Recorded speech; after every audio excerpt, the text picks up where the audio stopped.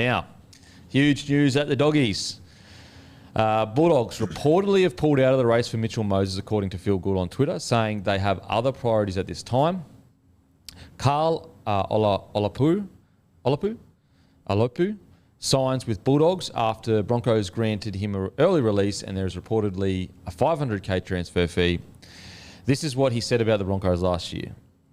I was between managers when I signed with the Broncos. I only went to see them with my older brother, Joe, for advice. They gave me a document that was more than 60 pages long and told me to sign it. I tried to read and understand it all in 30 minutes, but without a manager or legal advice, it was very hard. The club told me I'd be in top 30 full-time players next year and that I'd be playing my preferred position of 5'8", and that I'd meet Kevy Walters. So I was happy. They gave me a chicken sandwich, and that was it. We were shown the door. It didn't feel right. Since then, I've been told I'm not a part of the full-time squad and they want me to play at lock or hooker and change the shape of my body. He also said that he would never play for the Broncos, no matter what, until he's... Can you get the quote up, please? I will never play for Brisbane as long as I live. Wow. So this guy is a extremely highly touted, half. Apparently can play all the way into 13, maybe even any outside back position. So very, very talented. Huge raps on him. Look, I'll talk about the Broncos stuff first. Obviously, when I read this last year and it was posted everywhere on social media, I didn't post it because, this is a young kid that, he's very passionate about the way he feels and the way he feels he's been treated. But when you're young, sometimes you probably don't realise the impact of your words. And look, maybe he stands by what he said and, fair play to him. So I can't really... Obviously, he can be held accountable for what he says, but as an 17-year-old, 18-year-old, I'm not going to hold him to the same standard that I hold a seasoned professional that's in his 5th year of first grade. If he came out and he's been playing for the club in 5 years and he said something like that, then it would hurt me a lot more. It did hurt to hear that he would never play for the Broncos, have been an ex-player and it meaning so much to me, and then all the legends that have come through the club and everything that they've done for that jersey. But I understand his issue was with the management rather than the playing group. I'll try to keep my bias out of it for sure, as I always try to do. But yeah, it definitely did hurt as an ex-Bronco. But if he was treated like that, as he says, that's no way to treat any player. Just for a little more context. So he signed a 3-year deal after that all went down. And that's when he said that he wanted a release after that. And that's when he said, I just want a release, chance to play football. I can promise you one thing. I'll never play for the Broncos as long as I live. They've broken promises to me and left me brokenhearted. Yeah, so because he just signed a 3-year deal and then there were reports out saying that he wanted to be upgraded. But then he's obviously saying that, no, this is what happened. As I said, if that's what happened, then no one should ever be treated like that, regardless of if they're a first grader or not. But I'm not sure the ins and outs. I'm not sure the details, so I can't really speculate on whether, something else happened. But anyway, Guru, thoughts on the Broncos situation? Make a statement off the top. If there's any NRL recruitment officers out there, you want a lazy front rower, I'll sign for a chicken sandwich without a fucking doubt. Sounds sensational. Yeah, mate, and when I heard these comments last year, I hadn't seen too much of him. I sort of thought it's a bit of a red flag to me when I first heard them. You get a bit more context, comes a little bit more clear, but it's also clubs are always going to do this sort of stuff. You've got to be on your toes when you're a young guy coming into this system. You've got to, you need to have your manager next to you at all times. I think. I think it's a lesson for him and for a lot of young guys out there. Did he need to come out and make that comment? I'm not sure if he did before he's even playing first grade or whatever. But he's a very talented guy. I watched his highlights last week, and I sort of questioned, is he just bigger than the other guys he's playing against? And then I spoke to someone that was there for the State Cup and all that and watched him play through all that, and someone that I really trust their opinion, and they said he's the real deal. Yeah. So, I think it's a really good effort for Canterbury. I noted there that he said that he didn't want to play hooker or lock or anything. I personally think he will be a 13. Just by looking at his body shape and his skill set, his defence, I think he will be a 13 long term, and I reckon Canterbury will try and turn him into that. So it'll be interesting to see how that plays out. Yeah, I think, as I said, although I think we both agree, probably shouldn't have said it, he's so young. I'm not going to hold that again. Like that's his opinion. That's his opinion. And he's 18. Like I said, way dumber shit when I was 18. 100%. Way dumber shit. And you could argue that's not even dumb, because if what happened, if he says what happened actually happened, then I think he has every right to be pissed off. Like, that's outrageous if that's what really happened. Like, outrageous. Timmy? Yeah, I'm so excited to see him play this year. And as I said, the raps on him are enormous from just everyone I've spoken to. And it's hard. You don't want to be adding any pressure to these young blokes coming through. But you're in the NRL spotlight now, and unfortunately it is what it is. And you're going to keep getting raps and spoken about. And, like, I genuinely believe, again, more on what I've heard and seen a little bit of him play, but that he's a chance to play NRL this year. You know, it wouldn't be a round one thing. He hasn't played against men yet, and that's like anything going to be the big challenge for him. But players halves in recent years, I suppose, that have come through and had a crack at the NRL at 18 years old have been Sammy Walker, Ezra Mam, who have obviously, you know, already have bright careers ahead of them and have done well in top grade. I suppose an issue for them early on is, you know, they're smaller bodies, defensively an issue. He's like 100 kilos, this young fella. And apparently defensively is just a monster. Doesn't just make his tackles, but whacks in defence. So when you're going in there at 18 and you've got the weight, the same weight as everyone around you, it's like, well, that's going to help a lot. So he'll obviously start off, he's still eligible for SG Ball, I believe. That's, like, he's very young, but the fact that there is talk of him potentially playing this year shows the expectations they've got on him. As you said, he could evolve into a lock guru. I think they probably, in an ideal world, see him as the long-term partner in that side to Matty Burton in the halves. Again, Flano's going to have his opportunity this year to cement his spot, but can play anywhere in the back line. So if injuries fall and he's killing it in New South Wales Cup or wherever they're playing him, I suspect it'll probably be New South Wales Cup because they think he's ready to play with men. We could see him this year. And that's the other thing just to note, as Tim said, he's still able to play SG Ball. People watching, like, SG Ball used to be under 18s. It is under 19s now. So when you do say that, it's not as crazy as what it used to be a couple of years ago. But yeah, he is still very young, very raw. Was in the schoolboys side last year. So Yeah, look, so Broncos stuff aside, first of all, from a Broncos perspective, even the fact that, let's say the Broncos did nothing wrong and you know, the kid's in the wrong, when we don't know that at all. But even still, this is another young half that we have managed to not keep. That's concerning. Wow. Again, even if it's not the Broncos' fault in regards to, let's say everything he just said wasn't true, we are still struggling to keep this next generational superstar happy. You know, obviously Sam Walker, you've got the Reece Walsh. I mean, the list goes on.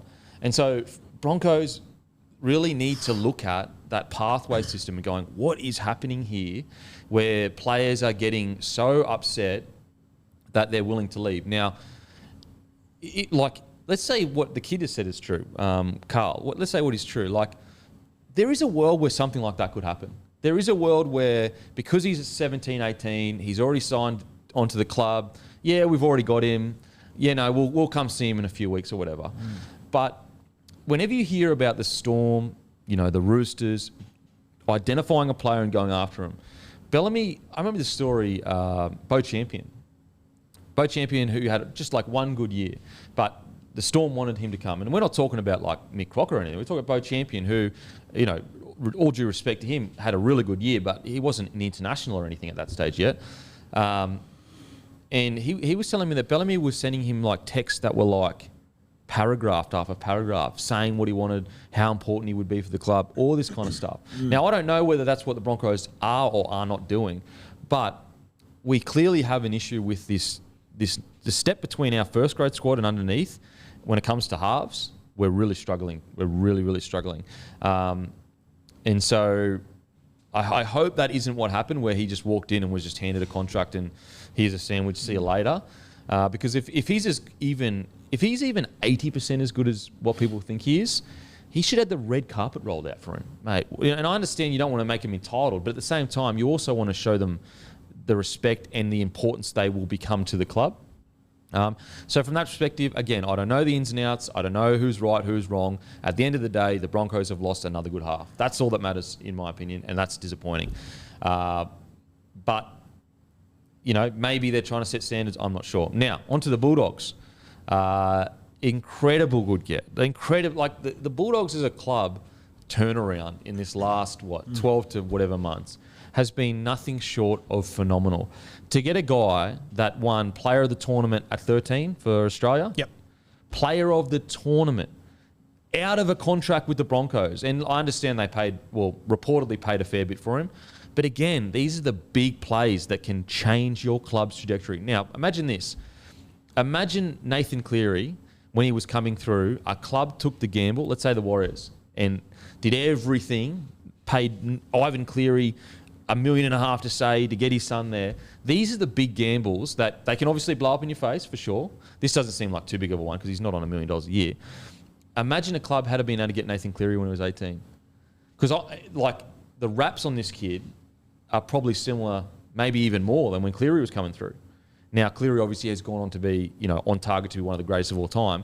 But again, these are the risks you need to take to change a club's... if he comes out and he becomes a 7 that we all hope he can be, and it's looking like he could be, how many guaranteed premierships are Penrith based?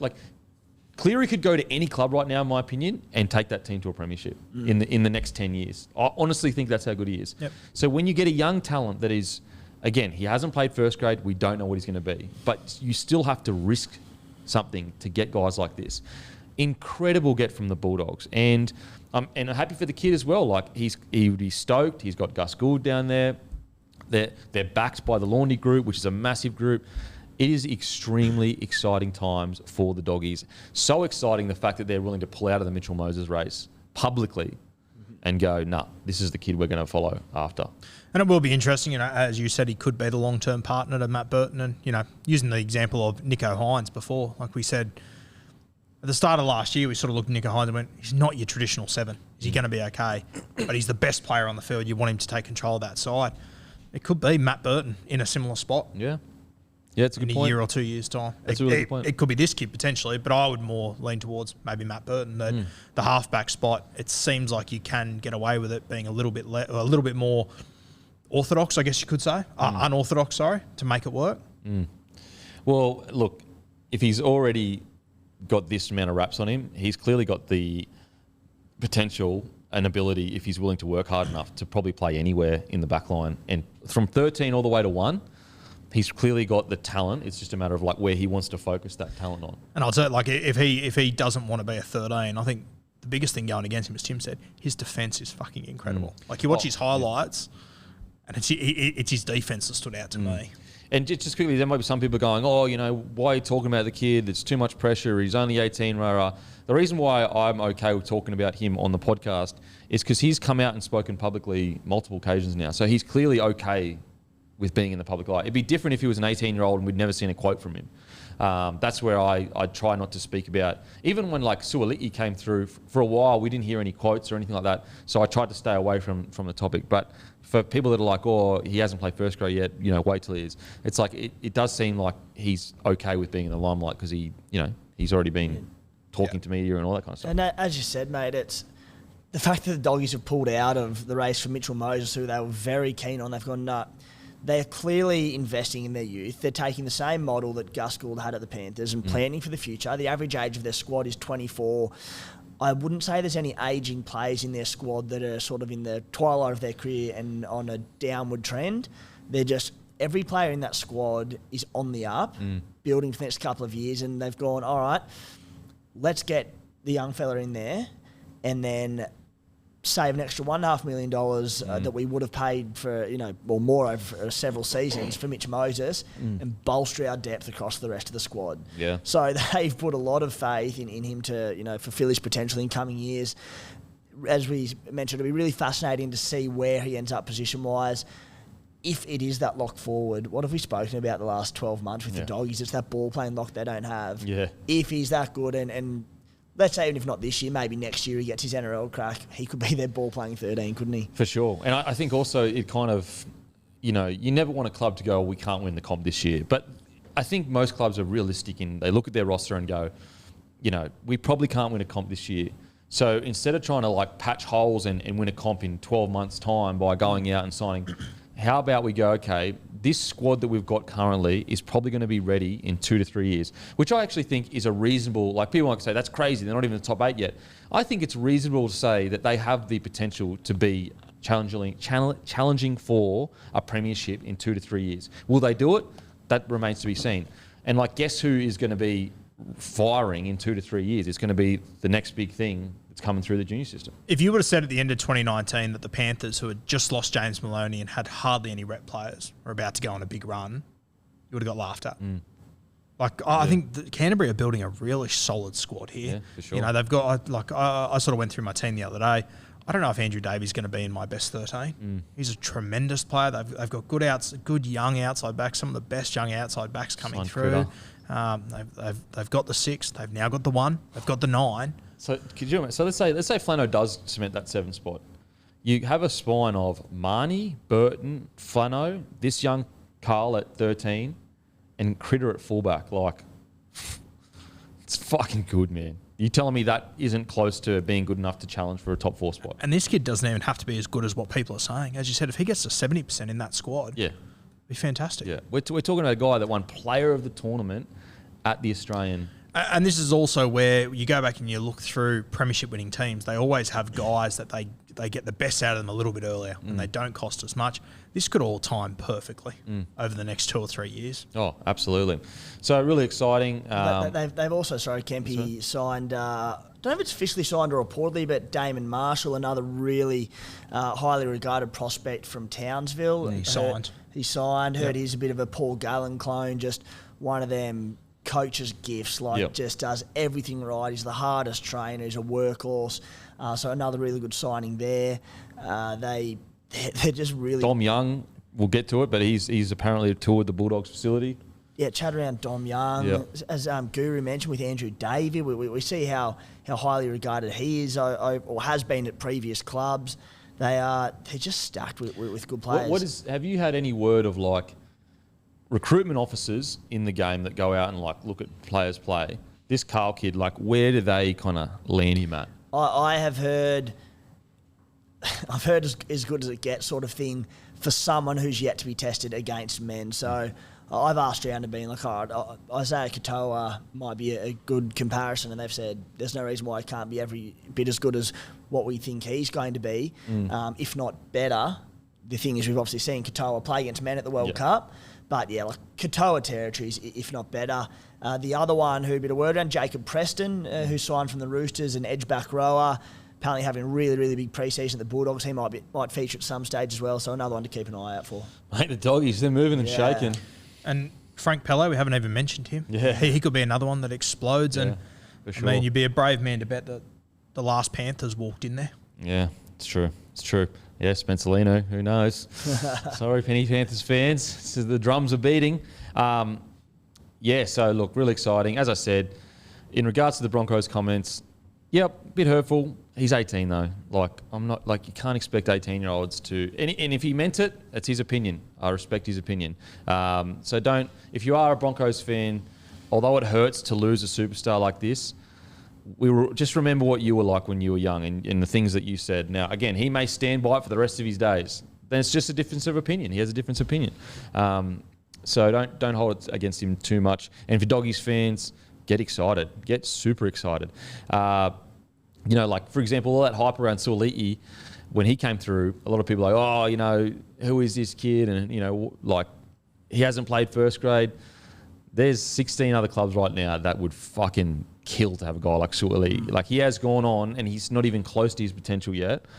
He would have been playing for Australia this year if he had decided to play for Australia. So sometimes the superstars, when they come through, they do end up being what we hope they could be. I think it looks like just an exciting place to be at the moment. Doggies, yeah. I saw a photo the other day of even Andrew Ryan, Mason, Sonny Bill, and Willie Tonga was back in the building. Yeah. That's unreal. It's crazy to think when Addo Carr signed, it was almost he's just getting a big contract with the Dogs.